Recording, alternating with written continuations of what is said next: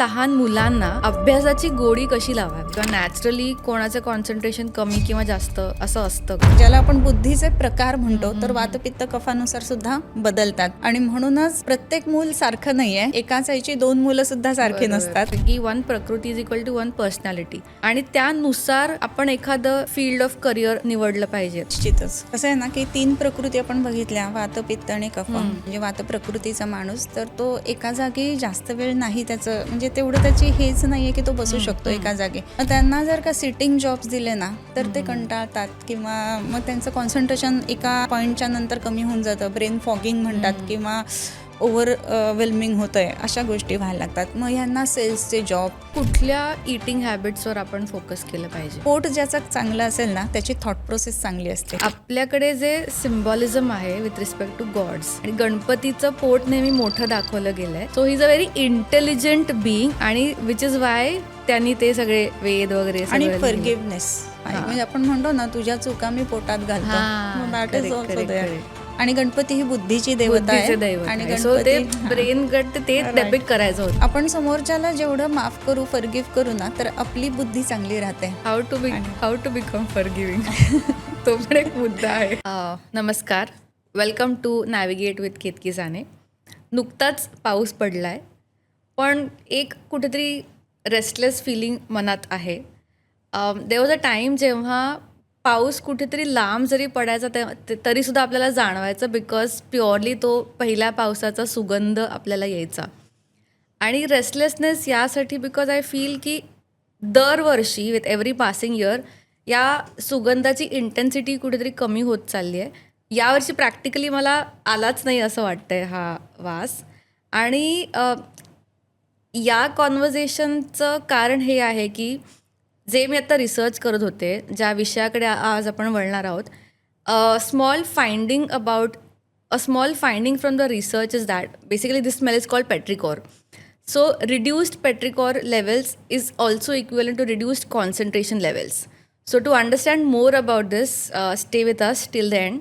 आणि आजचं हे खूप इंटरेस्टिंग कॉन्व्हर्सेशन करण्यासाठी आपल्याकडे आले आहेत डॉक्टर गौरी बोरकर, ज्या सेकंड टाईम आपल्या पॉडकास्टवर आले आहेत. सो सुरू करण्यापूर्वी मॅम तुमचं एक छोटंसं इंट्रोडक्शन होऊन जाऊ दे.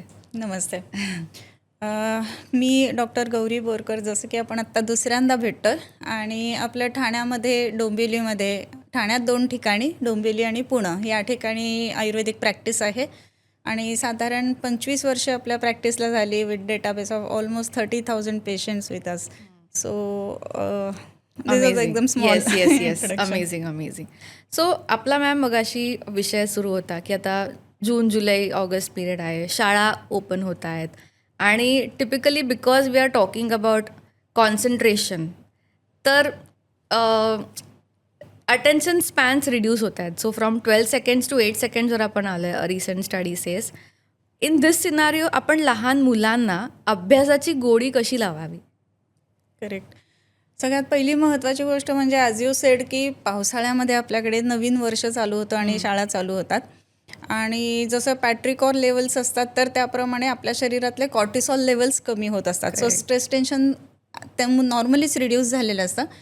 धरणीसुद्धा नवीन गोष्टींचं स्वागत करण्यासाठी तयार असते. नवीन रोपाला पालवी फुटते, ह्या सगळ्या गोष्टी त्याच्यामध्ये होत असतात.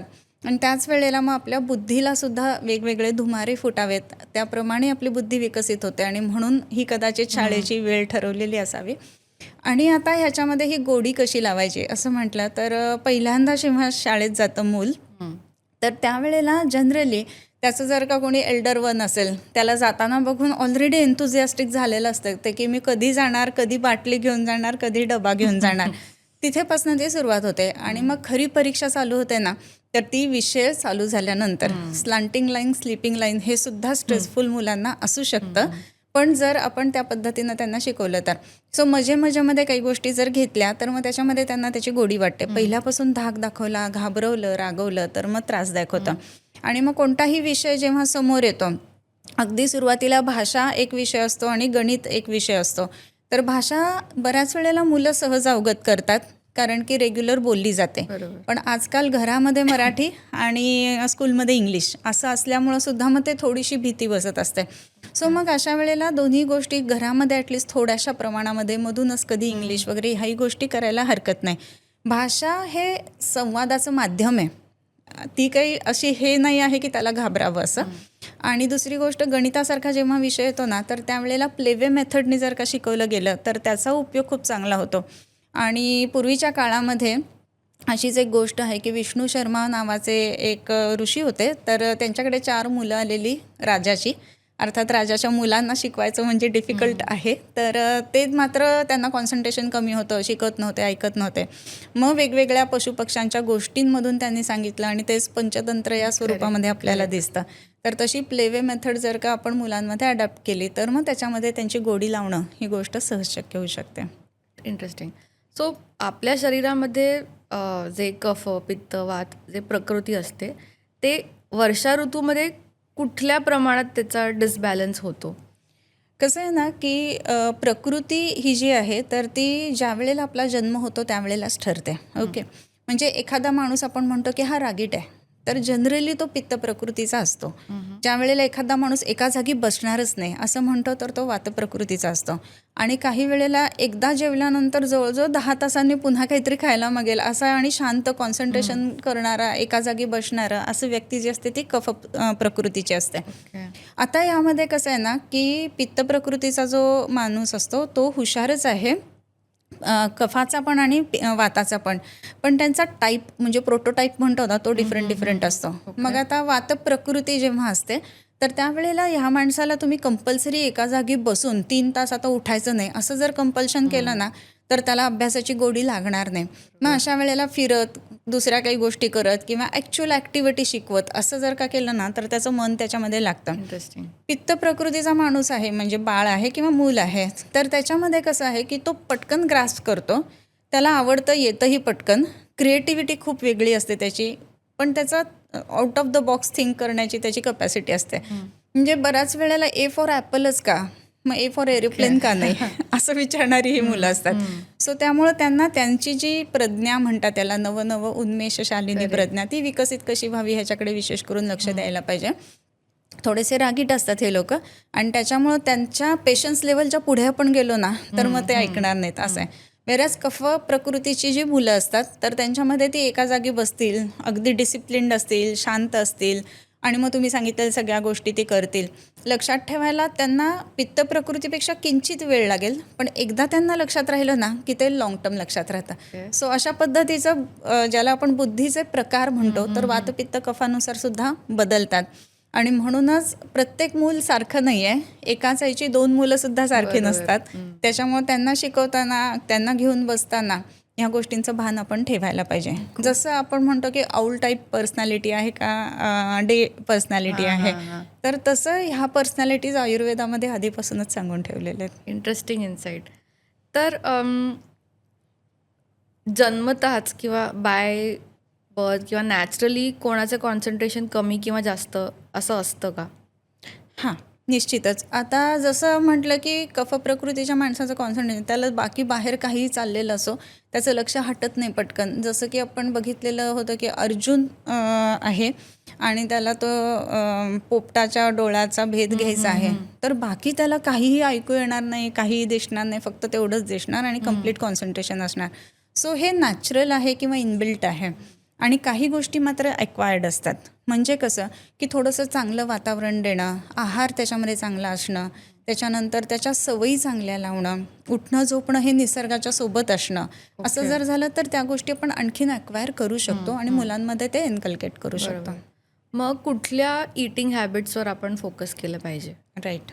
हा खूप छान प्रश्न आहे. ॲक्च्युली आपल्याला असं वाटतं की खाणं पोट भरण्यासाठी आहे आणि त्याचा बुद्धीचा काय संबंध आहे, तर जनरली असं नसतं.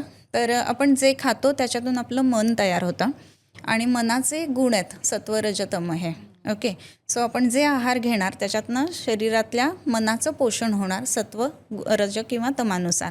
आता सत्व म्हणत असताना सात्विक आहार असं जेव्हा आपण म्हणतो तर त्याच्यामध्ये फार जास्त मसाले न घातलेली, तूप जिऱ्याच्या फोडणीवरची भाजी, दुधी भोपळा, लाल भोपळा, पडवळ ह्या गोष्टी, त्याच्यानंतर इवन पोळी किंवा भाकरी, तांदूळ भाजून केलेला भात, मुगाचं तुरीचं वरण, हे असं जर का आहार सगळा घेतला गेला तर त्याच्यामध्ये सत्वगुण वाढायला मदत होते आणि कॉन्सन्ट्रेशन वाढायला लागतं.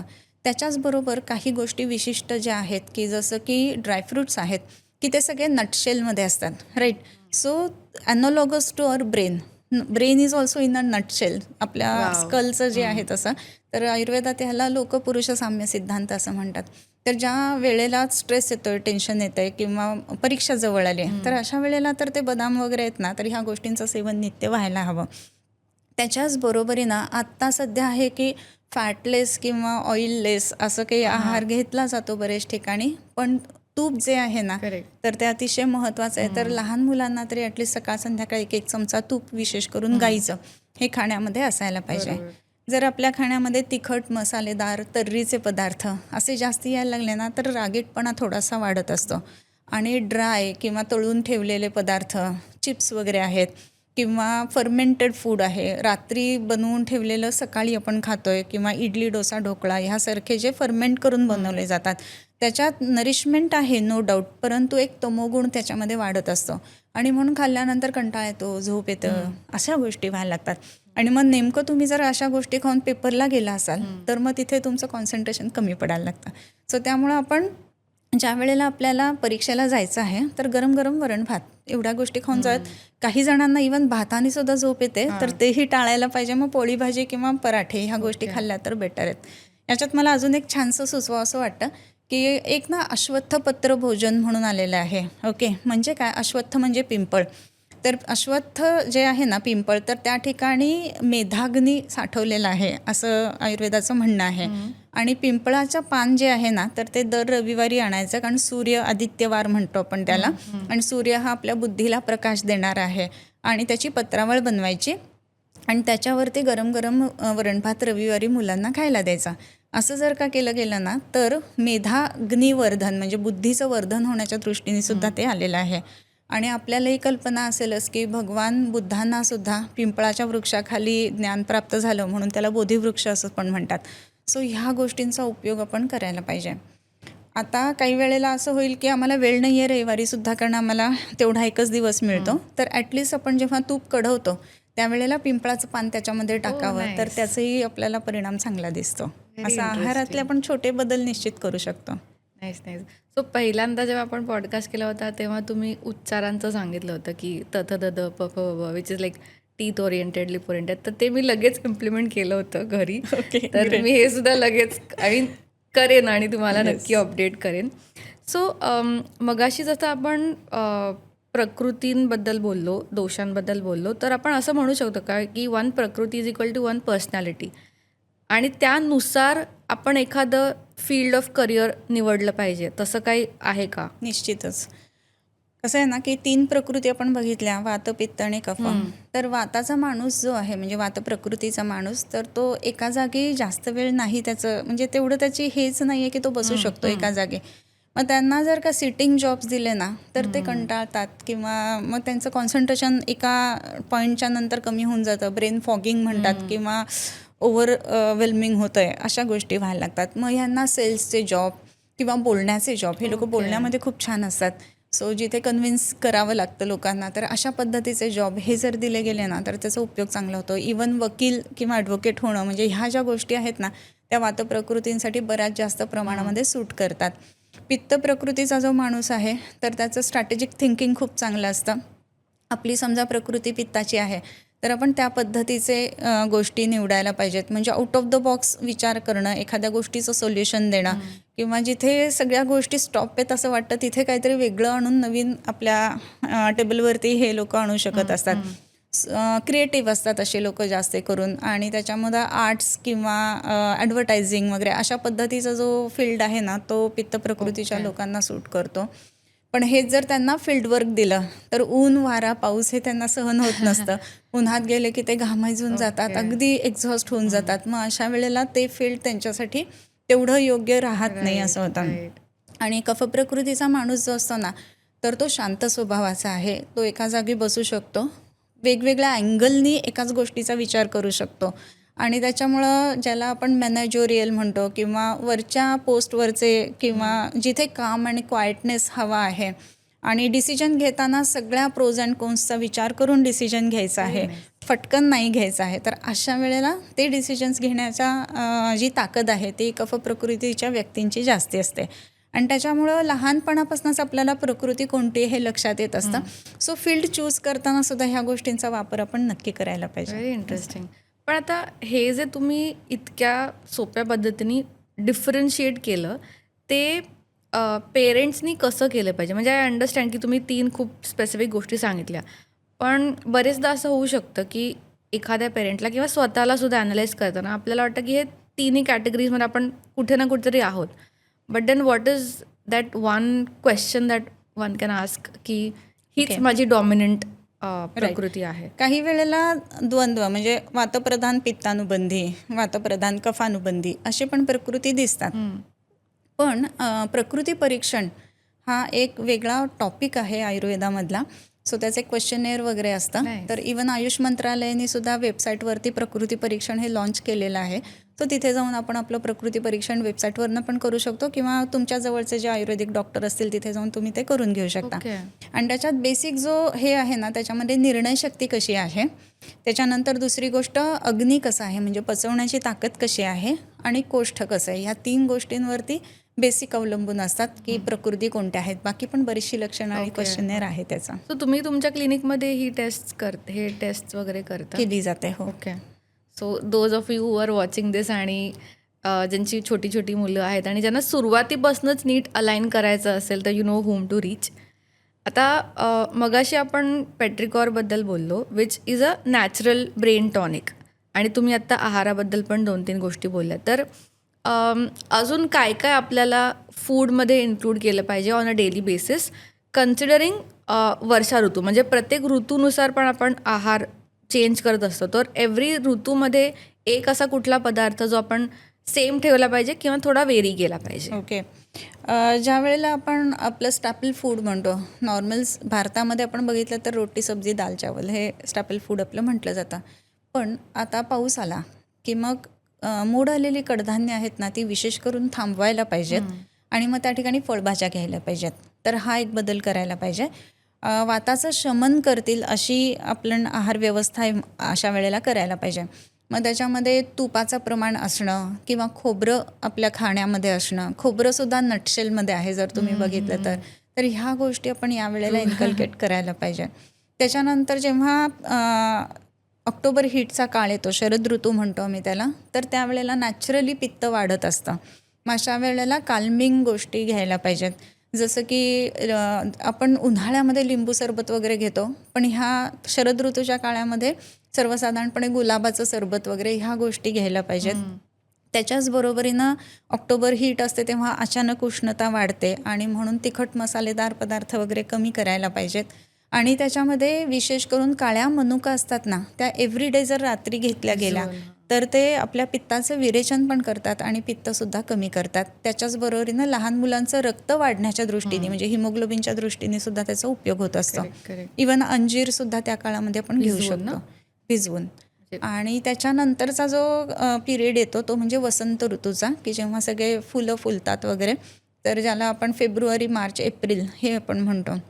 वसंत ऋतूमध्ये नॅचरली कफ थोड्या प्रमाणामध्ये वाढत असतो आणि त्यावेळेला मग आपण काही पदार्थ जे आहेत ना की जसं सुंठ, मिरे, पिंपळी, दालचिनी, वेलची, तमालपत्र ह्या गोष्टीची सिद्ध आपण भात बनवणं किंवा आपण आमटी किंवा सांबार बनवतो त्याच्यात टाकणं ह्या गोष्टी करायला पाहिजेत.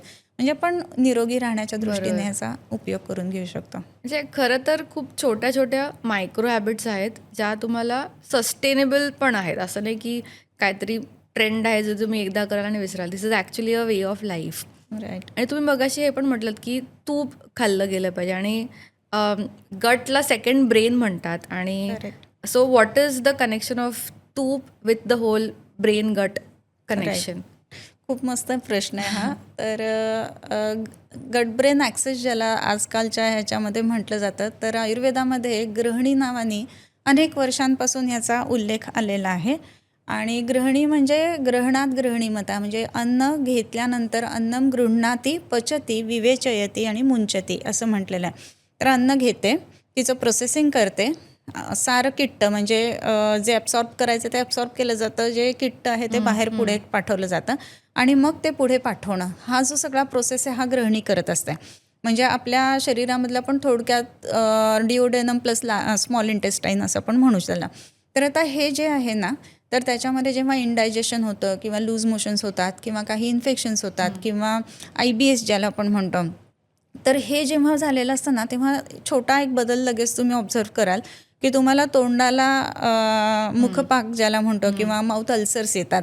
सो ते इंडिकेट करतं की जरासं आराम द्या पोटाला, कारण की आत्ता जात नाही, म्हणून आपल्याला खाणं जात नसतं तेव्हा. सो आपण थोडंसं रेस्ट करायला पाहिजे खाण्याच्या बाबतीमध्ये.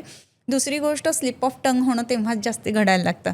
सो पोट जर बिघडलेलं असेल तर त्याच्यामुळं जर का सारखं स्ट्युटरिंग असेल किंवा शब्द व्यवस्थित येत नसतील तर त्याचाही संबंध पोटाशी येतो. आणि त्याच्यानंतर थॉट प्रोसेस.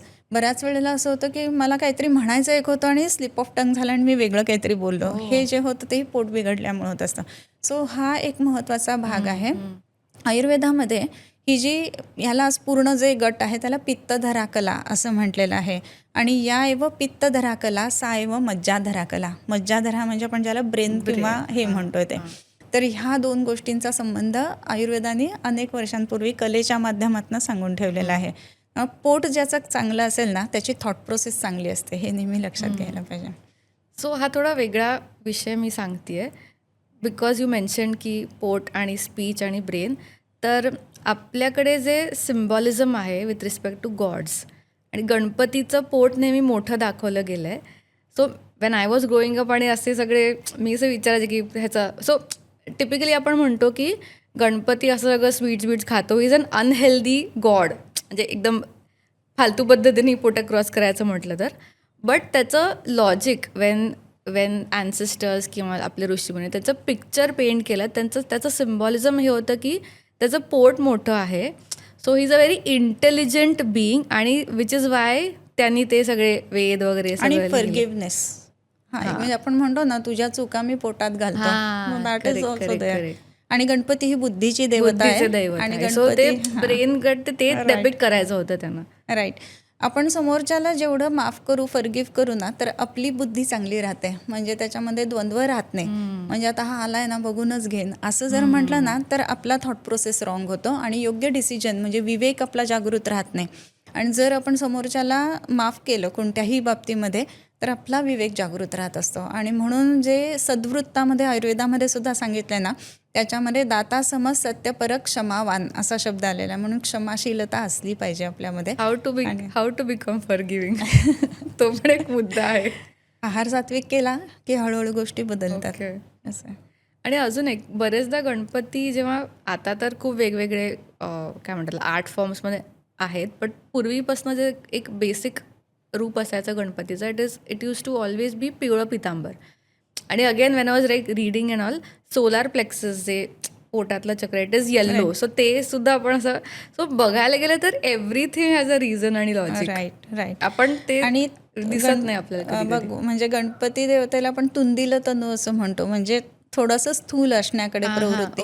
तर किंचित स्थूलतेकडे जाणारे जे व्यक्ती असतात ना, ते पण प्रेमळ असतात बरं का जास्त, आणि म्हणून फॉरगिव्हनेस जास्ती असतो त्यांच्या. Nice, very cute. So coming to आजकालची छोटी मुलं who are born with screens versus let's say a 90s era where I was born, तिकडे 1 TV 1 screen to multiple people multiple screens. तो ह्याचा सुद्धा अफेक्ट होतच असेल ना इन कॉन्सन्ट्रेशन. तर हे कसं सुधारायचं?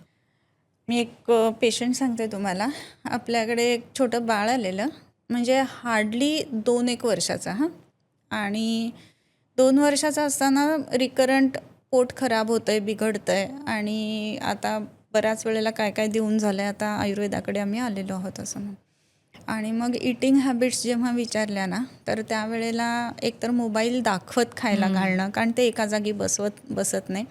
बऱ्याच वेळेला मदर्स जे असतात ते ऑफिसला असतात आणि ग्रँडपॅरेंट्सकडे चाइल्ड असतं, त्यांचे पाय वगैरे दुखत असतात, त्यांना त्यांच्या मागे पळायला होत नाही.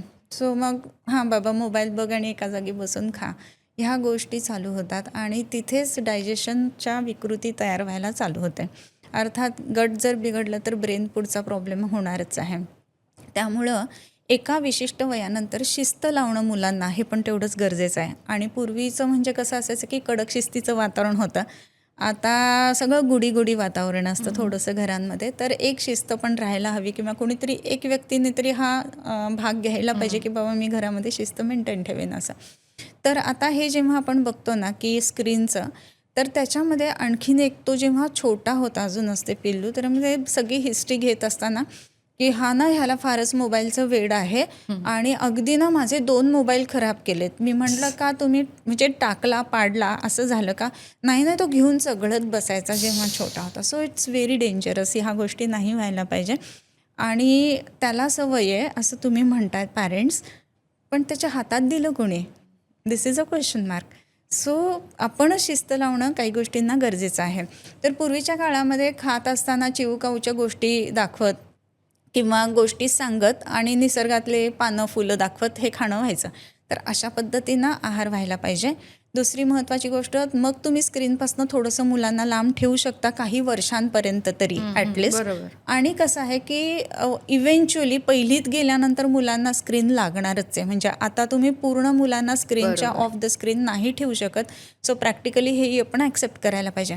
याचं कारण काय की स्कूलचा होमवर्क आहे तो स्क्रीनवर येतो आहे, त्याचे काही कम्युनिकेशन्स आहेत ते स्क्रीनवर येत आहेत. मग तुम्ही करणार काय? हे ते थोडंसं तर द्यावं लागतं मुलांना. मग त्याचा आपण टाईम लिमिट एक ठेवायला पाहिजे.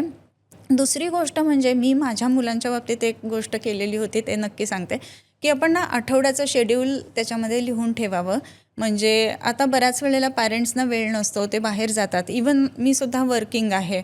सो मग मुलं अभ्यास करतात की नाही, मग ती शिस्तसुद्धा मेंटेन करणं त्यांच्या शरीरामध्ये मनामध्ये हे महत्त्वाचं आहे. सो एक डायरी बनवायची, डेट वाईज आज हे कर हे कर हे कर असे 3-4 मुद्दे लिहून ठेवायचे आणि मधनंच एखाद्या वेळेला प्ले अ लॉट असं लिहून ठेवायचं की मग मुलं खुश असतात. ती डायरी रोज उघडायची, वाचायची, काय लिहिलं आहे ते टिक मार्क कर, नाही झालं तर आपण आल्यावर डिस्कस करू. असं करून जर ती शिस्त लावली ना, तर पहिली साधारणपणे पहिली दुसरीत ही गरज फारशी नसते, पण तिसरी चौथीपासून ही गरज लागते. आणि कारण विषय वाढत जातात आणि ते 7वी-8वीपर्यंत जर हा एक्सरसाइज केला तर आपलंही काम सोपं होतं. कारण की मुलांना काय करायला हवं होतं हे आपल्याला माहीत असतं, पण ते लिहिलेलं असतं. काय नाही झालं हेही समजतं आणि मग त्याच्यामधनं एखादी गोष्ट त्याला समजली नसेल, आली नसेल, तर तेवढीच आपण घेतली, शिकवलं की मग त्यातनं तो मूलही पुढे जायला मदत होत असते. सो एक हॅबिट खूप छान उपयोगी पडते, असं एक मला नक्कीच सगळ्या प्रेक्षकांना सांगावंसं वाटतं. तर मेक अ डायरी आणि राईट नोट्स. मग तू रोज आल्यावर का नाही केलं हा जो विषय आहे ना, इन्स्टेड ऑफ दॅट तू केलेस का, अरे वा 4पैकी 3 पॉईंट झाले, बरं ठीक आहे, चौथा का राहिला, असं म्हणून मग जर बघितलं गेलं ना, तर ती पॉझिटिव्ह नोटवरती मुलांच्या संवादाची सुरुवात होते. सो ह्या गोष्टी करायला पाहिजेत. आणखीन एक महत्त्वाची शिस्तीचा भाग जे आपण आता म्हटलो की स्क्रीन टाईम कसा कमी करायचा, त्याच्यामध्ये काही डॉमिनोज वगैरे बनवणं. छोटी जी मुलं असतात 1ली ते 4थी-5वीपर्यंतची, मग तशा पद्धतीचे जेव्हा वेळ असतो तेव्हा त्यांच्याचकडनं आपण समोर बसून डॉमिनोज बनवून घ्यायचे, कार्ड्स बनवून घ्यायचे आणि मग त्याच्यामध्ये ते हे खेळ, हे लाव, किंवा मग जेव्हा फ्री टाईम असतो तर आजी आजोबांना सांगायचं की हे डॉमिनोज तुझ्यासोबत खेळा. की मग त्यांना ते समजा आता स्किन सेन्सरी आपण समजा त्यांना काही गोष्टी शिकवतो, तर रफचा टच कसा असतो, स्मूथचा टच कसा असतो किंवा सिल्की टच कसा असतो, त्याचे सगळ्याचे बनवून ठेवायचे आणि मग ते ग्रँडपेरेंट्स पण घेऊ शकतात. तर आपलं पण काम सोपं होतं. तर ह्या पद्धतीनं मग स्क्रीनपासून मुलं लांब राहतात. एवढं करून सुद्धा आता आपल्याला थोडा वेळ त्यांना द्यायचा आहे, तर ते लिमिट करायला पाहिजे. पॅरेंटल लॉक्स वगैरे ह्या सगळ्या टेक्निकल गोष्टी तर आल्याच, पण आता त्याच्यामध्ये काही गोष्टी अशा पण आहेत की आपण सोबत बसून काही गोष्टी बघायला पण पाहिजेत. जसं पूर्वी आपण एकत्र बसून टी व्ही बघायचो. करेक्ट. सो मग त्याच्यामध्ये त्यांचं कार्टून आपण बघितलं ना की त्या कार्टूनमधला विषय काय आहे हेही आपल्याला समजतं. We become a part of their world. Right. आणि मग कसं होतं की प्रत्येक कार्टूनमध्ये लहान मुलांचे विषय असतात असं नसतं. सो बरेच कार्टून असे आहेत, तुम्हालाही कल्पना असेल ते, तर मग ॲटलिस्ट मग हे बघू नकोस, हे बघ, हे आपल्याला त्याच्यामध्ये सांगता येऊ शकतं. असं इंटरेस्टिंग.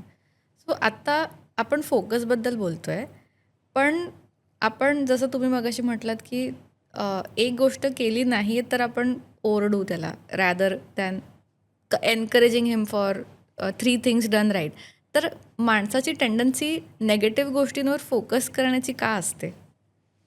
याला ना छिद्रान्वेषी वृत्ती असं म्हटलं जातं. म्हणजे अख्खं सगळी साडी छान आहे आणि एकच भोक येते तेवढंच दिसतं आपल्याला फक्त असं असतं.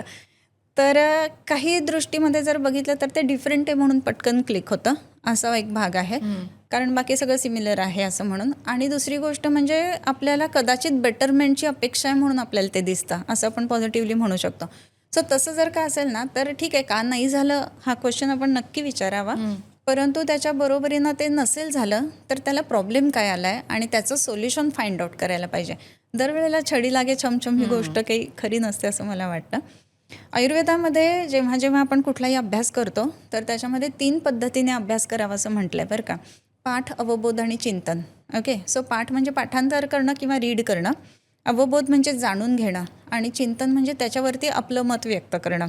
तर आता पाठ म्हणत असताना काही गोष्टी ह्या लर्न कराव्या लागतात, म्हणजे लागतातच. जसं की पाढे आहेत ते तुम्हाला पाठ करायलाच पाहिजेत.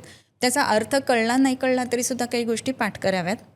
काही गोष्टी ज्या समजून घ्यायला पाहिजेत, जसं की ल्युनार एक्लिप्स, सोलार एक्लिप्स, हे जर ॲक्च्युअल आपण करून दाखवलं मुलांना तर ते जास्त लवकर समजतं. आणि चिंतन म्हणजे आता तुला ह्याच्यावर काय वाटतं, जसं की आता छोटे छोटे क्वेश्चन्स असतात की पाऊस पडला तर समजा ते एन्व्हायरमेंटच्या मध्ये काय चेंजेस झालेत आणि मग एवढा उशिरा का पाऊस आला, ह्या गोष्टी आपण डिस्कस करून एकमेकांशी त्यांचं जे थॉट प्रोसेस आहे ना ती आपण इव्हॉल्व करू शकतो.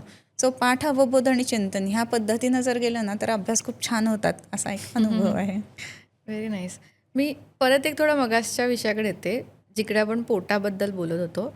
तर अशा काय लेट्स से 5 हॅबिट्स प्रत्येकाने केल्या पाहिजेत in terms of eating right, sleeping right किंवा एखादं टॉनिक म्हणा, to improve the overall gut health for a longer duration, अशा लाईक 5 थिंग्स. त्याच्यामध्ये एक तर आहार वेळेवर घेणं आणि योग्य घेणं, तो काय आणि कसा घ्यावा म्हणजे ह्या सगळ्या गोष्टी प्रोबायोटिक्स आपण वगैरे जे बोललो. आपण म्हणतो किंवा नॅचरल प्रोबायोटिक्समध्ये दही वगैरे येतं, पण हे जे गट सप्लिमेंट्स आहेत सध्या मार्केटमध्ये ते कितपत योग्य आहेत नाही आहेत, किंवा जसं ब्रेन टॉनिक म्हणतो आयुर्वेदामध्ये तसं काही गट टॉनिक पण आहेत का? आता ह्याच्यामध्ये कसं आहे ना की काही गोष्टी जसं की सुंठ आहे, आलं आहे, बेल आहे, ह्या गोष्टी गट टॉनिक म्हणून उपयोगी पडतात. सो आपल्या नेहमीच्या खाण्यामध्ये आता हवा समजा बदलली किंवा ऋतुसंधी काल आहे तर सुंठ आपल्या आहारामध्ये आपण ॲड करू शकतो. जसं की कणिक भिजवताना थोडीशी सुंठ घातली तर पोळीचं पचन जास्त चांगल्या पद्धतीने होतं. त्याच्याच बरोबरीनं बेलाचं सरबत ह्याचाही उपयोग खूप चांगला होत असतो. सो तो रेग्युलर आपण घेण्यामध्ये असायला हवा. त्याच्याचबरोबर एक महत्त्वाचा भाग की समजा जर काही सिम्पटम्स असतील तर लवकरात लवकर दाखवायला पाहिजे आणि मग औषधं घ्यायला पाहिजेत. नक्की काउंटर मेडिसिन्स घ्यायला पाहिजेत. सो आपण स्वतः डॉक्टर बनायला जाऊ नये, कारण की डॉक्टरांनी पण एवढे वर्ष त्याच्यासाठी दिलेली आहेत. सो त्याच्यामुळं शक्यतो दाखवून मग औषधं घेणं. आणि एवढं करूनसुद्धा जर का काही गोष्टींमध्ये कॉन्सन्ट्रेशनमध्ये आपल्याला इम्प्रूव्हमेंट नाही आहे असं जर का वाटत असेल तर मग त्यामध्ये विशेष करून आयुर्वेदाची काही मेद्य रसायनं म्हणून आलेली आहेत, तर ती आम्ही डॉक्टर लोक वापरत असतो. तर त्याच्यामध्ये विशेष करून आपण जर बघितलं तर यष्टी मधू म्हणून आहे, शंखपुष्पी बऱ्याच जणांना माहीत असते तर ती आहे. 4 मेद्य रसायन म्हणून सांगितलेले आहेत. त्याच्याच बरोबरीनं मंडूकपर्णी म्हणून एक आहे वनस्पती आणि गुडूची, ही जी 4 मेद्य रसायन आहेत त्याचा वापर आपण या पद्धतीनं करतो. आणखीन अगदी लहान मुलांनासुद्धा म्हणजे तिथेपासून ते साधारण वयाच्या 18व्या वर्षापर्यंत रेग्युलर जर का आपण सुवर्णप्राशन किंवा मेध्यप्राशन जर दिलं तर त्याचाही परिणाम खूप चांगला दिसतो आणि मुलं बुद्धिवान होतात, हुशार होतात. आणि त्याचं थॉट प्रोसेस चांगलं करावं ह्या दृष्टिकोनातनं विवेक जागृत राहायला पाहिजे. तर त्या दृष्टीने काही औषधं असतात की जसं की आपण एक तगरादी म्हणून औषध आहे किंवा ब्राह्मीवटी कॉमन सगळ्यांना माहीत असते, पण माहिती आहे म्हणून काउंटर परचेस करू नये, ते अर्थातच दाखवून मग घ्यायला पाहिजे. तर ह्याच्यामध्ये औषधं आणि आहारी अशी रेंज बऱ्याचपैकी प्रमाणात आपल्याला सापडत असते. आणि आपण म्हणतो की पटकन जर का कॉन्सन्ट्रेशन किंवा क्लॅरिटी हवी असेल तर थोडंसं डीप ब्रीदिंग करा, इनहेलिंग करा, ब्रेथवर्क करा. तर छोट्या मुलांना मेडिटेशन कसं शिकवायचं? हां, छान आहे, इंटरेस्टिंग असतं हे. मुलं खूप क्यूट असतात, असे डोळे बंद करून बसतात आणि हळूच कोण बघताना असे बघत असतात. इथेपासून त्यांची सुरुवात असते की तिथेच कॉन्सन्ट्रेशन नसतं. परंतु उठल्या उठल्या मुलं ना अनुकरण प्रिय असतात. सो पहिले आईबाबांनी स्वतःमध्ये हे बदल करायला पाहिजेत. उठल्यावरती पहिल्यांदा 5 ओंकार करायचे 5 वेळेला आणि मग त्याच्यानंतरच उठायचं. असं केलं तर मुलांनाही आपोआप सवय लागते. रेग्युलर व्यायाम व्हायला हवा. लहान मुलांचा खेळ हा व्यायाम असतो नो डाऊट, परंतु जसं जसं मोठी होतील तसं योगासनं किंवा सूर्यनमस्कार हा व्यायाम शिकवायला हवा त्यांना. त्याच्याच बरोबरीनं जशी आणखीन मोठी होतील, मैदानावरती जाणं, तिथे खेळणं, ह्या गोष्टी पण महत्त्वाच्या आहेत. जेव्हा आपण खेळतो किंवा व्यायाम करतो तर त्याच्यामध्ये पॉझिटिव्ह हॉर्मोन सिक्रेशन्स खूप होत असतात आणि म्हणून फायटिंग स्पिरिट पण आपल्याला येत असतं आणि त्याच्यामुळे एखादी विषय समजला नाही तर पॅनिक अटॅक्स येतात किंवा मुलं एकदम परीक्षेला जाताना घाबरतात. ह्या गोष्टी होत नाहीत. आता काही पेशंट आपल्याकडे, एक मुलगा आपल्याकडे यायचा, तर त्याच्यामध्ये विशेष करून कसं होतं की त्याला परीक्षेला जायचं आहे म्हटलं ना की मग त्याचे हात थरथरायला लागणार, तो रडायला लागणार, मग पोटात दुखतंय म्हणणार आणि मग अनइझी होणार. मग आई बाबा दोघंही पॅनिक होणार. मग आता काय करायचं आहे, मग ते शाळेपर्यंत नेऊन सोड आणि मग त्याचा पेपर होईपर्यंत बाहेर थांब. आणि मग हे सगळं जे आहे ना ते एव्हरी एक्झामला पॅनिक सिच्युएशन सगळ्यांचीच व्हायचे.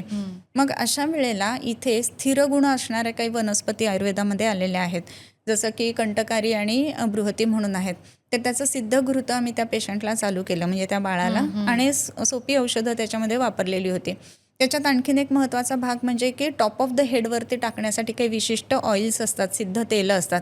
ती टाकल्यानंतर स्थिरत्व यायला लागतं. विचार करण्याची जी आपली प्रवृत्ती आहे ती योग्य दिशेने जायला लागते. त्याच्यानंतरचा भाग आहे की पोटामध्ये काही औषधं देणं, जशी आत्ता मी मेध्य रसायन सांगितलं, ते चालू केल्यानंतर 6 महिन्यांनी, 3 महिन्यांनी आजकाल परीक्षा असतात, त्यावेळेला त्याचं बरंचसं ते पॅनिक अटॅक्स येणं, ह्या गोष्टी कमी व्हायला लागल्या. आणि मग परीक्षेची जी भीती असते की मला जमेल का नाही, परफॉर्मन्स प्रेशर ज्याला आपण म्हणतो, तर ह्या गोष्टींमधनं मुलं हळूहळू बाहेर येऊ शकतात. आणि हेच आपल्याला इवन मोठ्या मुलांमध्ये सुद्धा दिसतं. म्हणजे कॉलेजचं फायनल इयर आहे, फायनल एक्झाम आहे, ओरल आहे आणि मग ओरल प्रेझेंटेशन्स वगैरे, तर त्या ठिकाणी हातपाय एकदम थरथरतात, हाताला घाम यायला लागतो, घाम सुटतो आणि आता मी कसं बोलू, किंवा फंबलिंग होणं वगैरे, ह्या सगळ्या गोष्टी व्हायला लागतात. मग अशा वेळेला इथे ह्या वनस्पती ज्या आहेत, त्यांची सिद्धघृतं आहेत, त्याचा उपयोग खूप चांगला दिसतो. मेध्य रसायन आहे, त्याचा उपयोग चांगला दिसतो. आणि त्याच्याचबरोबर मुलं जर थोडी मोठी असतील, 8 वर्षांच्या पुढे वगैरे, तर काही एक पंचकर्मातलं नस्य म्हणून पंचकर्म असतं, तर त्याचा एक खूप चांगला परिणाम येतो. नासया दीयते इति नस्यम म्हटलं जातं आणि नासा ही शिरसोद्वारम असं आहे. नाक हे शिराचं द्वार आहे, म्हणजे आपली जी बुद्धी किंवा आपलं विचार करण्याची जी ताकद आहे ना, तर ती योग्य ठेवण्याचं काम हे नस्य करतं. मग असे जे पेशंट्स असतात की जे कॉन्सन्ट्रेट नाही करू शकत, पॅनिक अटॅक्स येतात, अशा ठिकाणी आपण हे वापरू शकतो, असं आहे. Very nice. इवन तुम्ही शिरोधाराबद्दल पण मला सांगत होता, तर ते त्याचं काय राईट. हे आहे? शिरोधारा जी आहे ना, तर त्याच्यामध्ये ह्याच्यापेक्षा थोडेसे पुढे आणखीन, म्हणजे ज्याला LD म्हणतो, लर्निंग डिसॅबिलिटीज असणारी मुलं, किंवा त्याच्यामध्ये ऑटिझम असणारी काही प्रमाणामधली जी मुलं असतात, किंवा ADHD, अटेन्शन डेफिसिट सिंड्रोम आहे, की ते नाहीच बसू शकत आहे, अशा मुलांना आपल्याला थोडंसं एका जागी बसणं, अभ्यास करणं, अशी जी मुलं असतात ना, तर ती येतात, तर त्यावेळेला आपण हे शिरोधारा त्यांना सांगत असतो, नस्य सांगत असतो.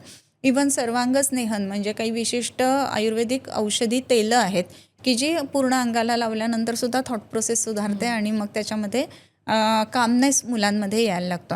आता एक गंमत सांगते, आपल्याला बुद्धी हा एक शब्द माहीत असतो, तर बुद्धीची व्याख्या वेगळी आहे, स्मृतीची व्याख्या वेगळी आहे.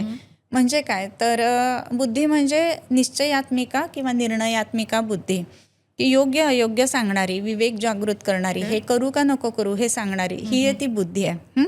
त्याच्यानंतर मती जी आहे ना, ते मननात मतीही असं आहे, म्हणजे विचार करून, वेगवेगळ्या अँगल्सचा विचार करून निर्णय घेणारी ती मती आहे. प्रज्ञा ज्याला म्हटलं जातं, हे सगळे आपल्याला सिनॉनिम म्हणून माहीत असतात, पण त्याचा शेड्स डिफरंट आहेत. प्रज्ञा म्हणत असताना नवनव उन्मेषशालिनी प्रज्ञा, ज्याला आपण म्हणतो ना बुद्धीचे धुमारे फुटणं किंवा out of the box think करणं, तर हे प्रज्ञेशी संबंधित असतं. स्मृती जी आहे ती म्हणजे अनुभवजन्यम ज्ञानम स्मृती, हे म्हणजे जे मुलांनी एक्सपिरियन्स केलेलं आहे, बघितलेलं आहे, जसं मी म्हटलं की प्रयोग करून दाखवणं त्यांना, असं जर केलं ना तर ते पक्क लक्षात राहतं, कारण तो अनुभव त्यांनी घेतलेला असतो. आणि म्हणून अनुभवजन्यम ज्ञानम स्मृती. मग बऱ्याच वेळेला मुलांचं काय होतं ना, ते पाठ करतात आणि परीक्षेला जाताना पाठ केलेलं असल्यामुळं मुद्दाच लक्षात नसतो आणि एखादा शब्द विसरला की कम्प्लीट आन्सर येतच नाही आणि त्यामुळे ते पॅनिक होत असतात. सो त्या गोष्टीचा, त्या प्रयोगांचा अनुभव मुलांना द्यायला पाहिजे. आपल्याकडे नेहरू सायन्स सेंटर आहे किंवा अशा वेगवेगळ्या आर्ट गॅलरी आहेत, तर तिथे जाऊन त्यांना ॲक्च्युअली जर दाखवलं गेलं ना, तर ह्याचा परिणाम खूप चांगला दिसतो, असं आहे. तर अशी खूप मुलं येतात की ज्यांच्यामध्ये कॉन्सन्ट्रेशनचे प्रॉब्लेम्स असतात, किंवा मग आम्ही त्यांना ह्या गोष्टी त्यांना सांगतो की ह्या पद्धतीनं तुम्ही पुढे जा म्हणून. सो ज्या 4ही क्वालिटी जर का एखाद्याला इम्प्रूव्ह करायच्या असतील, तर त्यांनी काय केलं पाहिजे? छान प्रश्न आहे. गट ब्रेन ॲक्सेसचा आपण उल्लेख केला तर विशिष्ट मेध्य बस्ती म्हणून आलेले आहेत की ज्यांच्यामध्ये खूप महत्त्वाच्या परीक्षा द्यायच्या आहेत समजा, आणि जसं MPSC UPSC आहे किंवा CAची परीक्षा आहे, बऱ्याच परीक्षा आहेत की ज्या एकदम टफ असतात, किंवा नीट ज्याला आपण PG म्हणतो तशी परीक्षा आहे. आणि त्यावेळेला अभ्यास भरपूर करत असतात, कॉन्सन्ट्रेशन असतं मुलांचं, एका जागी बसतात पण कुठेतरी तो परफॉर्मन्स येत नसतो किंवा ते मार्कांमध्ये रिफ्लेक्ट होत नसतं, किंवा कॉम्पिटेटिव्ह एक्झाम्समध्ये मुलं मागे राहतात. मग अशा वेळेला जी एका सेकंदाला तुम्हाला ते उत्तर सुचणं आणि ते तुम्ही करेक्टली मार्क करणं हे व्हायला पाहिजे ना, तर त्याच्यासाठी काही विशिष्ट बस्ती आहेत आयुर्वेदामधले की जे मेध्य बस्ती म्हणून आलेले आहेत. सो मज्जाधरा कला जी आहे ती म्हणजेच पित्तधरा कला आहे, आणि बस्ती दिल्यानंतर त्याचा इम्पॅक्ट जो आहे तो डिरेक्टली त्याच्यावरती येत असतो. सो त्या पद्धतीनंही आपल्याला काही काम करता येतं. सो स्थिर चित्तत्व म्हणजे योग्य पद्धतीनं निर्णय घेणं, पॅनिक न होणं आणि समोरच्या गोष्टीला सामोरं जाणं, ह्याच्यासाठी बस्तीचा उपयोग, नस्याचा उपयोग ह्या गोष्टी आपण करून घेतो. पण म्हणजे हे सिम्पटमॅटिकच आहे का, म्हणजे एक्झामच्या आधीच करावं का नाही, थ्रू आउट द इयर पण आपण करू शकतो. म्हणजे आता मला माहिती आहे की माझी 6-7 महिन्यांनी ही परीक्षा आहे, तर मला परीक्षेच्या आधी मला वेळच नसणार आहे कारण मला अभ्यास आहे. So you can plan it well in advance. So तुम्ही आधीपासून ह्या गोष्टींचा विचार करून ते गोष्टी करून घ्यायच्या, आणि मग जर का तुम्हाला त्या वेळेला थोडंसं पॅनिक वाटत असेल तर मग काही विशिष्ट औषध आहेत ती आपण घेऊन ते पॅनिक वाटणं कमी करू शकत असतो. सो कॉन्सन्ट्रेशन वाढण्याच्या दृष्टीनं आधीपासून किंवा रादर वर्षभर प्रयत्न करावा. जसं आता 10वीची परीक्षा असते आणि सांगतात की वर्षभर अभ्यास करा, फक्त 1 महिना अभ्यास करून उपयोग नाही आहे, तशी आपली तयारी पण वर्षभर करायला पाहिजे. आणि गट ब्रेन ॲक्सेसचा जसा संबंध असतो, आहाराचा संबंध असतो, तसंच आपल्या श्वासांचा संबंध असतो आत्ता आपण म्हटल्याप्रमाणे. मग त्यामध्ये रोजची एक 15 मिनटं काढून काही विशिष्ट प्राणायाम करणं, की जसं अनुलोम विलोम आहे, शीतली आहे, शीतकारी आहे, हे जे प्राणायाम आहेत ना, तर ते मनाला शांत करणारे आहेत. भ्रामरी आहे की विशेष करून त्याचा उपयोग चांगला होत असतो. तर even just before entering the परीक्षा हॉल आपण जर भ्रामरी केलं तरीसुद्धा कॉन्सन्ट्रेशन आपलं सुधारत असतं. तर ह्या गोष्टींकडे आपण लक्ष द्यायला पाहिजे. सो हे सगळं जे आत्ता आपण बोलतोय ह्याचे प्रॅक्टिकल इम्प्लिकेशन्स म्हटलं तर सोपे आहेत, पण बरेचदा ती गॅप असते की from play school to primary secondary. तर पालकांनी विशेष नोंद कशी घ्यावी so that their kids don't really suffer because of their nature. आता जसं तुम्ही म्हटलं की एखाद्या प्रकृतीमध्ये इनहेरंटली ती क्वालिटी आहे, तर मग त्याला मारून मुटकून तो नाहीच करणार आहे. तर how do parents be very aware आणि वेळच्या वेळी हे सगळे उपाय केले पाहिजेत? कसं आहे की प्रकृती जाणून घ्यायला पाहिजे, त्याच्याच बरोबरीनं मुलांची ॲबिलिटी पण जाणून घ्यायला पाहिजे, आणि त्यांचं ज्याला आपण हे म्हणतो की एकतर IQ म्हणतो आणि EQ म्हणतो. सो त्याच्यामध्ये बुद्धी आहे आणि त्याच्यामध्ये इम्प्लिमेंटेशन्स कसे होत आहेत ते पण बघायला हवेत. या पद्धतीनं जर गेलं तर मग योग्य पद्धतीनं त्याचं प्रेझेंटेशन होणं, त्यांची आवड जाणून घेणं, ह्या गोष्टी आपण करायला पाहिजेत. त्यावेळेला आपल्याकडे अशा एक अजून मी तुम्हाला उदाहरण सांगते की एक वेगळ्या फील्डमधलं आहे की एक आपल्याकडे गुरुजी म्हणजे पौरोहित्य शिकणारा एक नवीन होणारे गुरुजी असे येत होते. सो त्याच्यामध्ये त्यांचं पाठांतर वगैरे खूप छान होतं, पण त्यांचे शिक्षक समोर आले ना की तो आवाजच बाहेर पडायचा नाही आणि आतच जायचा.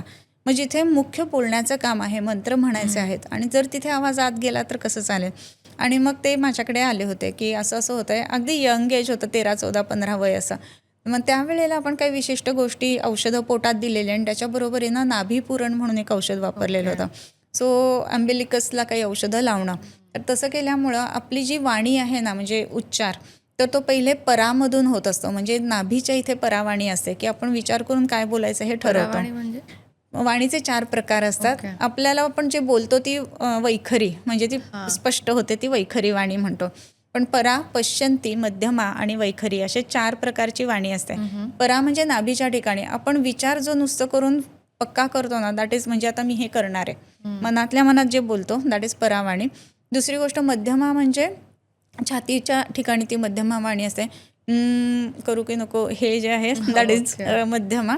त्याच्यानंतर मला आता असं करायचं आहे, आणि हे जे बोलताना कंठामध्ये जी असते ती पश्यंती वाणी आहे की आपण गुणगुणल्यासारखं किंवा स्वतःशी बोलणं ज्याला म्हणतो, किंवा सेल्फ डिक्लेरेशन्स म्हणतो की आता मी हे करणार आहे. सो हे जे आहे ते मध्यमामध्ये येतात. आणि वैखरी म्हणजे आपण स्पष्ट शब्दांनी बोलतो ती. तर वैखरी व्यक्त होत असताना ह्या पूर्ण प्रवासातून जात असते आणि वैखरी व्यक्त होत असताना जर तुमच्या परेमध्ये जर तुमचा विचार योग्य किंवा पक्का झालेला नसेल तर मग बोलताना गडबड व्हायला लागते. तुमचा विचार पक्का होणं हे परावाणीशी संबंधित आहे आणि म्हणून तिथे होत असताना आपण नाभीपूरणाची औषधं त्या ठिकाणी वापरत असतो आणि त्याचाही खूप चांगला उपयोग आपल्याला साधारणपणे 1-1.5 महिना दिलं त्यांना. गुरुजींची मी गोष्ट सांगत होते आणि त्याच्यानंतर 1.5 महिन्यानी परत ते आले.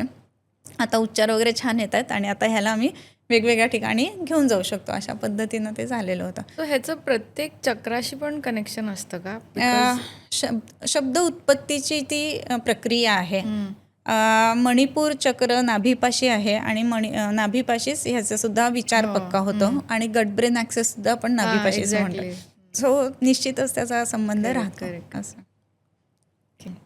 सो आपण ओव्हरऑल जेव्हा कॉन्सन्ट्रेशनची जर्नी म्हणतोय, एक टॉडलर्स आहे, अडल्ट्स आहेत, टीनेजर्स आहेत, तर प्रत्येक स्टेजमध्ये त्याचं व्हेरिएशन कसं चेंज होतं नंबर 1 आणि कुठल्या एजमधली मुलं जास्त सफर करतात? राईट. ह्याच्यामध्ये कसं आहे की एकतर पॅरेंट्सचा खूप मोठा रोल असतो त्याच्यामध्ये आणि अगदी जेव्हा लहान मुलं असतात 3री-4थीपर्यंतची तर त्यांच्यासाठी हिरो त्यांची आई असते. सो त्याच्यामुळं आई जे जे सांगते ते सगळं ते ऐकायला तयार असतात. त्याच्यानंतर थोडंसं वय बदलतं आणि मग त्यांचा हिरो बदलतो, बाबा हिरो होतो आणि मग तो जर का घरी येऊन म्हणत असेल जाऊ दे रे नको अभ्यास करू तर मग मुलांना कन्फ्युजनमध्ये जातात की नक्की काय योग्य आहे असं. आणि साधारण 16-17व्या वयापर्यंत 15व्या वयापर्यंत रादर बाबा हिरो वाटत असतो. त्याच्यानंतर जे असतं ना 15 वर्षाच्या नंतर टीनेजर्समध्ये आल्यानंतर आई आणि बाबांना ना बहुतेक एवढं नाही कळत असं वाटायला लागतं मुलांना आणि फ्रेंड्स किंवा एखादा टीचर हे त्यांचे काय म्हणतो ज्याला आयडॉल्स असे व्हायला लागतात. आणि मग त्याच्यानंतर जे साधारणपणे 19-20ला आले ना की मग योग्य अयोग्याचा विचार थोडा यायला लागतो आणि परत नाही मग आईबाबाच बरोबर होते इथंपर्यंतचा प्रवास चालू होतो. सो हे सगळं जे आहे ना त्याच्यामध्ये प्रत्येकाचा रोल महत्त्वाचा आहे. त्याच्यामध्ये सगळ्यात पहिली शिक्षक किंवा गुरु आई असते म्हटलं जातं. सो त्याच्यामुळं आईनी हँडहोल्डिंग मुलांचं सुरुवातीला करावंच लागतं असं होतं. त्याच्यानंतर बाबांनीही एखाद दुसरा विषय त्यांना जो आवडतो तो घ्यायला हरकत नसते. त्यांचाही तेवढाच त्याच्यामध्ये इन्व्हॉल्वमेंट असायला पाहिजे. त्याच्यानंतर मुलांचं सर्कल कसं आहे हे सुद्धा महत्त्वाचं आहे कारण त्यांच्यासाठी त्यांचे फ्रेंड्स किंवा त्यांचे टीचर्स किंवा त्यांना जो कोणी थोडंसं सिनियर आहे ते त्यांचे आयडॉल्स असतात. मग ते सर्कल कसं आहे हेही आपण पारखून घ्यायला पाहिजे. त्याच्यासाठी जनरली मुलांचे जे बर्थडे पार्टीज वगैरे असतात ना फ्रेंड्सना घरी बोलवायचं मग आपल्याला अंदाज येतो की फ्रेंड्स कसे आहेत ह्या गोष्टी. सगळंच बाहेर जर आपण करायला लागलो ना तर आपल्याला अंदाज नाही येणार त्याच्या फ्रेंड सर्कलचा आणि मग कुठे चुकत गेलं ना हे नंतर समजत नाही आणि म्हणून फ्रेंड्स पण तेवढेच महत्त्वाचे असतात. त्यांचं ओव्हरऑल सर्कल कसं आहे हे महत्त्वाचं आहे. आणि मग त्याच्यानंतर एकदा मुलं 18-20 वर्षाची झाले की ते त्या मानाने ग्रोनअप्स आहेत आणि ते योग्य अयोग्याचा विचार करतात. इवन दो त्यांनी काही मिस्टेक्स केल्या किंवा काही चुकलं तर ते येऊन पॅरेंट्सना सांगता आलं पाहिजे त्यांना. एवढा तो ट्रान्सपरंट त्यांचं रिलेशन असलं पाहिजे. सो हा जो संपूर्ण प्रवास आहे मुलांचा त्याच्यामध्ये हँडहोल्डिंग दोघांचंही पॅरेंट्सचं महत्त्वाचं आहेच आहे. आता दुसरी गोष्ट मग कोणत्या एजमध्ये ते सफर होतात तर अगदी शाळेच्या पहिल्या दिवसापासून ते कॉलेजच्या शेवटच्या दिवसापर्यंत प्रत्येक डे असा आहे की ज्याच्यामध्ये मुलांना काही ना काहीतरी इश्यूज येऊ शकतात. त्यावेळेला त्यांनी बोललं पाहिजे. तेवढं आपलं रिलेशन हेल्दी असलं पाहिजे. सो असं जर झालं तर मुलांचे प्रॉब्लेम्स आई वडील समजून घेऊ शकतात आणि त्याच्यावरचे पुढचे जे उपाय आहेत ते आयदर तिथे काउन्सिलिंग किंवा मग काही जसं आत्ता पंचकर्म वगैरे आपण म्हटलो या पद्धतीनं पुढे जाता येतं. सो हे जे लर्निंग डिसेबिलिटी आहे किंवा स्पीच डिसेबिलिटी आहे किंवा असं काही कॉन्सन्ट्रेशन डिसेबिलिटी म्हणून पण प्रकार असतो का? आणि is it a modern side effect की स्क्रीन्स आली आहेत म्हणून कॉन्सन्ट्रेशन अफेक्ट झालं आहे की हे पूर्वीपासनं आयुर्वेदामध्ये पण म्हटलेलं आहे? नाही आहेत ना अशा गोष्टी की ज्याच्यामध्ये कॉन्सन्ट्रेशन करता येत नाही किंवा चुकीच्या पद्धतीनं विचार जातो आहे. असं जर होत असेल ना तर त्याला वेगवेगळी टर्मिनॉलॉजी पण आलेली आहे. तर त्याच्यामध्ये चित्तविभ्रम असं म्हणून आहे की ज्याला ब्रेन फॉगिंग आजकालचे आपण म्हणतो की एका गोष्टीवर कॉन्सन्ट्रेशन होऊच शकत नाही आहे. त्याच्यानंतर गदोद्वेग म्हणून आहे किंवा त्याच्याबरोबर तत्वाभिनिवेश नावाचं एक विशेष व्याधी वर्णन केलेलं आहे. हे शब्द थोडे कदाचित अवघड वाटतील, जड वाटतील, पण ह्याचं वर्णन आहे. अतत्व म्हणजे जे आहे ना तर ते आहे असं न समजता काहीतरी वेगळ्या पद्धतीनं delusion. हां, डिल्युजन्स असं. तर ते परसिव्ह आपण कसं करतोय ना, तर त्या गोष्टींमध्ये फरक पडत जातो आणि प्रत्येकाची औषधं आणि त्याच्या संप्राप्त्या पण आलेल्या आहेत बरं का. मग त्याच्या पुढे जाऊन उन्माद म्हणजे काय, तर चुकीच्या पद्धतीनं वागणं किंवा मनाचे जे आपण हे म्हणतो की चुकीच्या दिशेने विचार मन करतोय, अतिरेकी विचार करणं, तर ह्या पद्धतीचे सुद्धा त्याच्यामध्ये आलेत प्रकार. पुन्हा त्याच्यात वातज पित्तज कफज असे आणि काही बाबतींमध्ये जे एपिलेप्टिक चेंजेस आपल्याला दिसतात की ज्याला आजकाल आपण एपिलेप्सी म्हणतात, आयुर्वेदात त्याला अपस्मार असं म्हटलेलं आहे की त्याच्यामध्ये स्मृती विभ्रम असा शब्द आपल्याला दिसतो की काही काळापुरती ते ज्या वेळेला त्याचा अटॅक येतो एपिलेप्टिक, तर त्या काळापुरती ती स्मृती गेलेली असते, मग पुन्हा सगळं नॉर्मल चालतं. अपस्माराची, उन्मादाची, एपिलेप्सीची ही पण औषधं आयुर्वेदामध्ये खूप चांगल्या पद्धतीनं सांगितलेली आहेत. सो ह्या गोष्टी ज्या आहेत ना, आपल्याकडे एक थोडंसं असं आहे की कुठेतरी सगळ्या सोसायटीमध्ये सगळं छान छान दाखवण्याच्या नादामध्ये आपण डिस्कसच करत नाही आहे प्रॉब्लेम्स, असंही कधी कधी होतं. सो त्यावेळेला जर असा असा प्रॉब्लेम आहे तर ते लपवून ठेवून डॉक्टरकडे नको जायला राहू देत, असं जे आहे ना, इन्स्टेड ऑफ दॅट लवकरात लवकर जाऊन जर का आपण तिथे औषधं उपचार चालू केले, एक पंचकर्म चालू केले, तर त्या मुलालाही त्याचा बेनिफिट तेवढाच जास्त लवकर मिळत असतो आणि त्यामुळं कॉन्सन्ट्रेशन होत नाही आहे, मार्क कमी पडतात, तर ही हाईड करण्यापेक्षा सुद्धा जाऊन कन्सल्ट करण्याची गोष्ट आहे, हे लक्षात घ्यायला पाहिजे. महत्त्वाचा मुद्दा आहे. आणि अजून एक गोष्ट मी नोटीस केली आहे, आपण मगाशी जे छोट्या मुलांना भरवणं किंवा आजी आजोबा हा विषय घेतलेला, may be it is just Instagram university, पण लाईक जे मी बघितलं की तिकडची छोटी छोटी 1-1.5 वर्षाची मुलं पण स्वतः खातात, वेरज आपण भरवत राहतो. सो ह्यात चूक बरोबर काय आहे की should we make the kids so independent right from start की शुड वी पॅम्पर देम? कसं आहे की लहान मुलांना हँडहोल्डिंगची गरज आहेच आहे, शिस्त तेवढी लावायला पाहिजे मात्र हेही आहे. म्हणजे आता आपण गुढी घेऊन त्यांना भरवतोय, पण संध्याकाळी कंपल्सरी शुभंकरोती म्हणायला लावणं हा भाग आपण विसरतोय. जे सोयीस्कर आहे त्या गोष्टी आपण करतोय, तर हे पण नाही व्हायला पाहिजे. मग त्या ठिकाणी छोट्या ज्या सवयी आहेत ना, त्या मात्र मुलांना लावायला पाहिजे. अगदी एक 3-4 वर्षाची मुलं झाली की तुझं ताट उचल, आत नेऊन ठेव, ह्या गोष्टी व्हायला पाहिजेत. आणि ॲटलिस्ट म्हणजे ज्युनियर सिनियरला मुलं येतात तिथेपर्यंत भरवणं हे ठीक आहे, पण त्याच्या पुढे हळूहळू त्या गोष्टी कमी करून मुलांना इंडिपेंडंट करणं हेच महत्त्वाचं आहे. पॅरेंटिंग म्हणजे नुसतं त्यांना गुलदस्त्यात ठेवणं, लाडू करणं असं नाही आहे, तर त्यांना एबल करणं, त्यांचे डिसिजन्स घेण्यासाठी त्यांना एबल करणं, एम्पावर करणं, ह्या गोष्टी महत्त्वाच्या आहेत, हे लक्षात घ्यायला पाहिजे नेहमी. ट्रू. अजून एक ट्रेंड मी बघितला आहे की आजकाल 11 महिन्याचं असताना पण मुलांना प्ले स्कूलमध्ये वगैरे पाठवतात. तर again what are the pros and cons? म्हणजे म्हटलं तर त्यांना स्ट्रक्चर्ड प्ले पण द्यायला पाहिजे, म्हटलं तर अनस्ट्रक्चर्ड प्ले पण द्यायला पाहिजे, बट अगदी 11 महिन्याचे असताना भले ते तिथे खेळतात त्याच्यात, but what is your opinion on this? कसं आहे ना, त्याला सगळ्यात त्याचे सेफ प्लेस जी आहे ती म्हणजे आई आहे आणि साधारणपणे 3 वर्षांपर्यंत तरी मुलाला आई पाहिजे. मग बऱ्याचदा असं असतं की माझे ड्युटी अवर्स जास्त आहेत किंवा मला बाहेरच्याच कुठेतरी मी ठिकाणी कामाला आहे, तर मग त्याचं काहीतरी तरी पालन पोषण किंवा ज्याला आपण म्हणतो की अनुभव संपन्न करणं, त्या दृष्टीने काही वेळेला असं केलं जातं की 11 महिन्यापासून किंवा इव्हन टॉडलर्सना त्याच्यामध्ये क्रेशमध्ये ठेवणं वगैरे ह्या गोष्टी होतात. सो प्रत्येकाचा सिनारिओ डिफरंट आहे, त्यांच्या घरातली परिस्थिती डिफरंट आहे, त्यामुळे ॲब्सोल्यूट करेक्ट आणि ॲब्सोल्यूट रॉंग असं आपण नाही म्हणू शकत. परंतु घरी आजी आजोबा आहेत, तुम्ही काही वेळ मुलांना देऊ शकताय संध्याकाळी आल्यानंतर तरी, असं असताना मग फार अगदी शेजारचा जातोय म्हणून माझ्याही मुलांनी गेलंच पाहिजे असं करू नये. याच्यात एक गोष्ट मात्र मला नक्की सांगावीशी वाटते की जेव्हा आपण मुलांना समाजात म्हणजे ग्रुपमध्ये पाठवतोय, तर त्यावेळेला क्रॉस इन्फेक्शन होणं हा भाग खूप होत असतो आणि साधारणपणे एक 9व्या-10व्या महिन्यापासून दात यायला सुरुवात होते, ते 2.5 वर्षापर्यंत दात येण्याचा पूर्ण पिरियड असतो.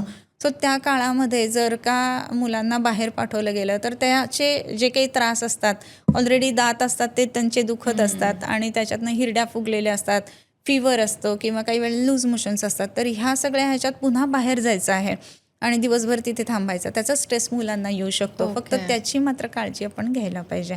अर्थात प्रत्येकाचं घरातली परिस्थिती कशी आहे त्याच्यानुसार जर शक्य असेल तर 3-3.5 वर्षापर्यंत मुलांना घरी ठेवायला हवं. असं अजून एक पावसाबद्दल आपण बरेचदा म्हणतो की पहिल्या पावसात भिजलं पाहिजे, इम्युनिटी बूस्ट होते. तर यावर पण बरेच स्कूल ऑफ थॉट आहेत. तर तुमचं काय मत आहे? अनार्तवम च यद दिव्यम आर्तवम प्रथमेंच यत असं आयुर्वेदात म्हटलं आहे की अयोग्य काळी पडलेला पाऊस स्वीकारू नये किंवा correct, correct, भिजू नये. आणि आर्तवम प्रथम म्हणजे ऋतुकाळात सुद्धा पडलेला पहिला पाऊस भिजू नये. तुम्हाला डोंबिवली रेन वगैरे माहीत असेल, ग्रीन पाऊस पडलेला होता तिथे, किंवा खूप जास्त केमिकल्स जे Acid rain साठलेले types. असतात, ॲसिड रेन्स. तर पहिला जो पाऊस असतो ना त्याच्यामध्ये सगळं पोल्युशन आहे ते खाली जमिनीवर येतं, त्यामुळे पहिला पाऊस Avoid. नाही सेवन करायला दुसरा पाहिजे. पाऊस. हां, तुम्ही घरात बसून एन्जॉय करा, बघा तो. पण पहिल्या पावसात भिजू नये. इवन ते पाणीसुद्धा तेवढं हे नाही आहे, कारण की ते सगळं केमिकल्स घेऊन खाली येत आहे असं. Correct correct correct. पाठ, अवबोध आणि चिंतन असं जेव्हा आपण म्हणतो तर पहिलाच भाग जो आहे तो म्हणजे पाठ वाचणं किंवा पाठांतर करणं. आत्ताचं जर का आपण बघितलं तर पाठांतर करण्याची सवय मुलांची खूप कमी झाली आहे, कारण घोकंपट्टीने अभ्यास होत नाही, समजून घेतला पाहिजे असं सांगितलं जातं. समजून घ्यायलाच पाहिजे, त्याबद्दल काही वाद नाही आहे, पण पाठ पहिले करायलाच पाहिजे. आता मला एक तुम्ही सांगा की जेव्हा आपण शुभंकरोती लहानपणी पाठ केलेलं होतं तेव्हा वय काहीतरी 3, 4, 5 वगैरे असेल. ते आजपर्यंत पाठ आहे की नाही तुमचं? आहे, राईट. सो तसं असल्यामुळं आपल्या बुद्धीची ती तल्लखता आहे ना ती टिकून ठेवण्याचं काम हे श्लोक करत असतात. मग मराठी श्लोक म्हणावेत किंवा संस्कृत श्लोक म्हणावेत, आणि विशेष उच्चारांचा पण त्याचा परिणाम येत असतो.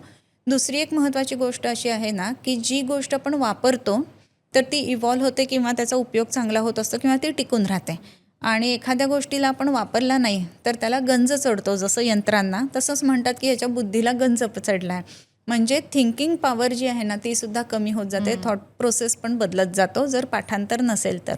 आणि जर आपण पाठांतर चांगलं केलं तर त्याचा परिणाम आपल्याला आयत्या वेळेला सुचणं, लिहिणं आणि कॉन्सन्ट्रेशन ह्याच्यामध्ये पण दिसत असतो. त्याच्याच बरोबरीनं आत्ता काही रिसर्चेस पण चालू आहेत की जर पाठांतर रेग्युलर म्हटलं गेलं तर अल्झायमरसारख्या सुद्धा पुढे होणाऱ्या गोष्टींपासून पण दूर राहू शकतो. सो डिमेन्शिया, अमेन्शिया, अल्झायमर हे जे काय सगळ्या गोष्टी आहेत ना तर त्याच्यासाठी पाठांतर महत्त्वाचं आहे. आणि म्हणून डेली काही ना काहीतरी श्लोक रोज म्हणायची सवय ठेवायला पाहिजे. मग अगदी ज्या सोप्या गोष्टी आहेत जसं की मनाचे श्लोक आहेत तर ते नित्य म्हणावेत, किंवा भगवद्गीता आहे त्याचे अध्याय पाठ करावेत. तर ह्या गोष्टीसुद्धा आपल्या अभ्यासाच्या सोबतच आपण करायला पाहिजेत. त्याने आपले जे एथिक्स म्हणतो तर ते सुद्धा इन्कल्केट व्हायला मदत होत असते. ब्लेस्ड की आजी आजोबा हे सगळं पाठचं ऑलरेडी चालू असतं घरी. ओके. आता आपण जे काही आत्तापर्यंत कवर केलं आपण त्याची क्विक समरी घेऊया. Where in I be asking you not like fun rapid fire but rapid fire questions. ठीक आहे. So 3 foods to inculcate in your every day that will improve your gut health.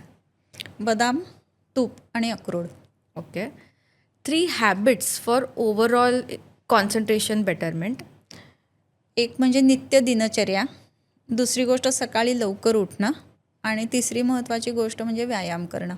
So दिनचर्यामध्ये काय आहे? दिनचर्यामध्ये तुम्ही उठल्यापासून झोपेपर्यंत संपूर्ण काय काय करणार आहे. So your routine, so it should be regularise, not haphazard routine. आता आपण जे 6 ऋतू आहेत आपल्याकडे, तर if you were to describe yourself as 1 ऋतू विच विल दॅट बी? मला वसंत आवडेल. Any reason why? एक तर माझा जन्म वसंत ऋतूतला आहे, आणि जनरली जो आपला जन्माचा महिना असतो ना तो ऋतू आपल्याला जास्त योग्य, हां, आणि आपल्याला त्याच्यामध्ये गोष्टी सुचतात किंवा आपण त्याच्यामध्ये चांगलं करतो. दुसरी गोष्ट, बाहेर सुंदर सगळ्या पद्धतीची फुलं वगैरे उमललेली असतात. सो आय लाईक फ्लॉवर्स, मला बघायला खूप आवडतात. त्याच्यात आंब्याचा मोहर येतो, तो मोहरचा सुगंध जो असतो तो संपूर्ण आपल्या जवळपासच्या आसमंतामध्ये दरवळत असतो.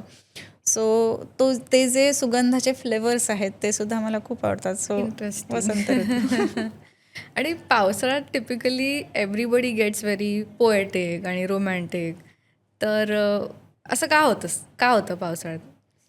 कसं आहे ना, जसे ढग भरून येतात तर तसं मनसुद्धा भरून येतं या काळामध्ये, आणि म्हणून आपण इंट्रोवर्ट जास्ती होतो, नक्की एक्स्ट्रोवर्ट होतो. Self reflection. हां, फुलं आणि हे ते बघायला आपल्याला बाहेर बघावं लागतं, वेरच स्वतःला एक्सप्लोअर करायला आपल्याला डोळे बंद करून घ्यायला लागतात. कॉन्सन्ट्रेशन जेव्हा जेव्हा आपल्याला करायचं असतं, तुम्ही जर आठवलं तर कुठलीही गोष्ट आठवताना करून आपण डोळे बंद करतो. सो जेव्हा बंद करतो तेव्हा आपण कॉन्सन्ट्रेट जास्ती करतो. सो त्याच्यामुळं जेव्हा एक खूप छान वाक्य आहे की निरभ्र असतं ते आकाश असतं. शांताबाई शेळकेंचं आहे. आणि जे भरून येतं ते आभाळ असतं. तर त्या पद्धतीनं भरून येतं ना जेव्हा मन, तेव्हा तुम्ही आतून व्यक्त होता आणि म्हणून पोएटिक जास्ती होता व्हेरी असं आहे. नाईस. सो मगाशी आपण श्लोक आणि मंत्रांबद्दल पण बोललो, तर असा कुठला मंत्र किंवा बीजमंत्र आहे का जे आपण मे बी मनात किंवा जोरात उच्चारला पाहिजे टू इम्प्रूव्ह क्लॅरिटी? खूप आहेत बरं का. याच्यामध्ये पहिली गोष्ट म्हणजे प्रज्ञाविवर्धन स्तोत्र म्हणून आलेलं आहे. तर ते नित्य म्हणायला पाहिजे. कार्तिकेय म्हणजे भगवान गणपतींचे जे भाऊ आहेत तर त्यांच्याबद्दलचं किंवा त्यांनी लिहिलेलं ते आहे स्तोत्र, प्रज्ञाविवर्धन स्तोत्र असं म्हटलं जातं त्याला. त्याच्याच बरोबरीनं आपल्याकडे बाकी इतर जे हे आहे अगदी नमस्ते शारदे देवी, वीणा पुस्तकं धारिणी वगैरे अशा पद्धतीचं सरस्वती देवीचं जे आराधन करणारे श्लोक आहेत त्यासुद्धा असे पुष्कळ श्लोक आहेत तर ते आपण म्हणावेत. आणि त्याच्या बरोबरीनं आत्ताच्या मुलांना संस्कृत माहीत नाही आहे, कळत नाही आहे, तर मग का म्हणायचं असं जर प्रश्न पडत असेल ना तर मनाचे श्लोक नित्य म्हणावेत. त्या मनाच्या श्लोकांमध्ये ना तुम्ही काय करा नका करू इतक्या सिंपल आणि सोप्या भाषेत सांगितलं आहे. आणि त्याच्यामुळे म्हणजे मना काय करा तू की नित्य चांगल्या ठिकाणी तू राहा, तू हे करू नको. सो ते एक म्हणत असताना आपल्याला चांगल्या गोष्टी सतत सांगत राहत आहे आणि त्यामुळे आपलं वळण चुकणार नाही. किंवा मुलं मोठी झाली, टीनेजमध्ये गेली तरी सुद्धा कुठेतरी असतं Exactly. काय back of that. तर त्यामुळे मनाचे श्लोक नित्य म्हणावेत असं एक मला वाटतं. ओके. सो कॉन्व्हर्जेशनची जी सुरुवात केली होती आणि पहिल्या पावसाचा सुगंधाबद्दल बोलले होते, पेट्रिकॉर बेसिकली. तर पेट्रिकॉर फक्त तुम्हाला पावसाळ्यात मिळणार आहे. So that one breath is definitely going to help you boost your clarity. But पावसाव्यतिरिक्त जर का तुम्हाला throughout the year, throughout the life नीट फोकस राहायचं असेल, नीट क्लिअर वागायचं असेल, तर आय एम शुअर तुम्ही आज आम्ही जे डिस्कस केलं ते नीट फॉलो करा. तुम्हाला काही डाऊट्स असतील तर कमेंट्समध्ये सांगा आणि कन्सल्टेशन नक्की करा. जसं मॅम वारंवार सांगत होत्या की हाईड करण्यासारखं काही नाही आहे. जर का प्रॉब्लेम दिसतोय तर हेड ऑन त्याचं सोल्युशन आपल्याकडे आहे, आयुर्वेदात लिहिलेलं आहे आणि आजकाल त्याची बरीच परत एकदा प्रचिती व्हायला लागली आहे, which is a good thing. म्हणजे देयर वॉज अ टाईम जेव्हा आपण सगळं विसरत चाललेलो आपल्या गोष्टी, but we are back. So stay tune आणि स्टे कनेक्टेड विथ मॅम आणि see you in the next one. Thank you.